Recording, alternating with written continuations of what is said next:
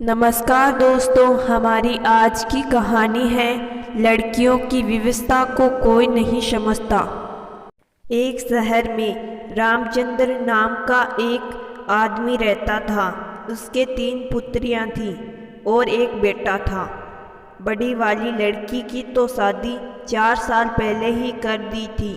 रामचंद्र व उसकी पत्नी अब दूसरे नंबर वाली बेटी की शादी की तैयारी कर रहे थे। दूसरे नंबर की बेटी का नाम नीतू था। नीतू बस 15 साल की लड़की थी। वह बहुत ही समझदार और संस्कारी लड़की थी। पढ़ने में भी तेज थी। नीतू हमेशा क्लास में अव्वल आती थी। उसकी बड़ी बहन ने कहा, नीतू तुम ऐसे ही मन लगाकर पढ़ोगी तो तुम जरूर एक दिन डॉक्टर बनोगी। तब से नीतू डॉक्टर बनने के सपने देखने लगी, किंतु उसके माता पिता उसकी शादी की तैयारी कर रहे थे। ऐसे में वह कैसे पढ़ सकती थी। एक दिन नीतू अपनी माँ से बोली, मैं नहीं करूँगी शादी, और सिर को नीचे झुकाकर अपनी माँ के जवाब का इंतजार करने लगी। बहुत सोच विचार कर नीतू की माँ बोली, बेटा हम तुम्हारी शादी करके तुम्हें तुरंत बुला लेंगे, शादी के बाद पढ़ लेना। नीतू बोली, नहीं मम्मी, शादी के बाद सबके बच्चे हो जाते हैं, मैं कैसे पढ़ूंगी। माँ लगातार उसे समझाती रही, देखो बेटा ऐसा लड़का फिर नहीं मिलेगा, जमीन जायदाद बहुत ज़्यादा है, अच्छा लड़का है और उसकी जॉब भी लगने वाली है और नहीं ज़्यादा धन मांग रहे हैं। सरकारी जॉब लगने के बाद में दहेज ज़्यादा मांगेंगे और अभी शादी कम दहेज में हो जाएगा। तुम्हारे पापा एक नौकरी से क्या क्या करेंगे, सबको पढ़ाएंगे, फिर कहाँ से इतना दहेज लाएंगे कि तुम्हारी एक और छोटी बहन की शादी कर पाएंगे। नीतू चुपचाप सुनती जा रही थी। आंसू बहते जा रहे थे। अब नीतू समझ गई थी कि माँ पापा तक बात नहीं पहुँचाएगी। अब उसे ही पापा से बात करनी होगी। नीतू के पापा फौज में थे। वह अपने पापा की छुट्टी का इंतज़ार करने लगी कि पापा छुट्टी पर आएंगे तो मैं उनसे अपनी शादी के बारे में बात करूंगी कि मुझे शादी नहीं करनी है। जैसे ही उसके पापा आए उसने एक चिट्ठी लिखी। इस चिट्ठी में उसने अपने सारे दर्द लिख दिए। उसने लिखा, पापा जी आप तो पढ़े लिखे हैं, आप मेरी बात ज़रूर समझेंगे।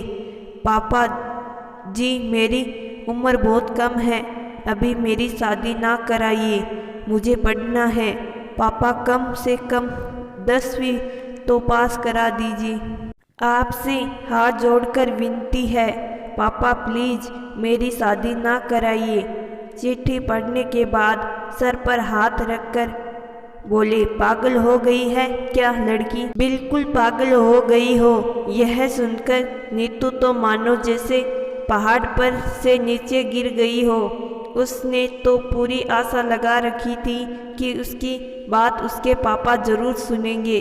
अब वह क्या करे, उसे कुछ समझ में नहीं आ रहा था। उसे अपने चारों ओर अंधेरा ही अंधेरा सा लग रहा था। वह सोचने लगी, मैं जी कर क्या करूँगी, अब मैं पढ़ ही नहीं सकती, अब मेरे जीने का कोई मतलब नहीं है। नीतू के मन में आया, पुलिस के पास जाकर पुलिस से बताऊंगी कि मेरे पापा मेरा बाल विवाह करा रहे हैं, लेकिन पापा की बदनामी होगी। यह सोच उसने ऐसा नहीं किया। अब क्या करूं, रात दिन बस इसी चिंता में डूबी रहती थी। नीतू समझ ही नहीं पा रही थी अब क्या करे।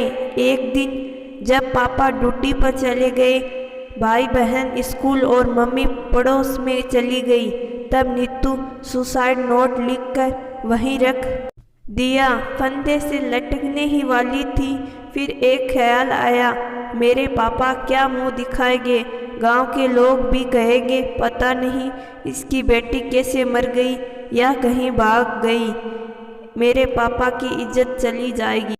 यह सोचकर नीतू ने फंदे को चुपचाप निकाला और साड़ी फोल्ड कर फिर से अलमारी में रख दी और चिट्ठी को फाड़कर कचरे में डाल दी। पर उसके दिल का दर्द कम होने का नाम नहीं ले रहा था। अब उसके पास कोई दूसरा रास्ता भी नहीं था। अब उसने अपनी किस्मत को अपने मम्मी पापा पर छोड़ दिया। ससुराल जाने के बाद कई साल तक मम्मी पापा उसकी खबर लेने तक नहीं पहुँचे। नीतू 2 बच्चों की माँ बन गई थी। शादी के कई साल बाद नीतू के बच्चे बड़े हो गए और दोनों इंजीनियर बन गए। नीतू जब भी अपनी विविधता को याद करती है तो उसकी आंखें गीली हो जाती है। तो दोस्तों, मैं आशा करती हूँ कि आज की कहानी आपको ज़रूर पसंद आई होगी। कहानी पसंद आई है तो कहानी को लाइक और चैनल को ज़रूर सब्सक्राइब करिएगा। धन्यवाद।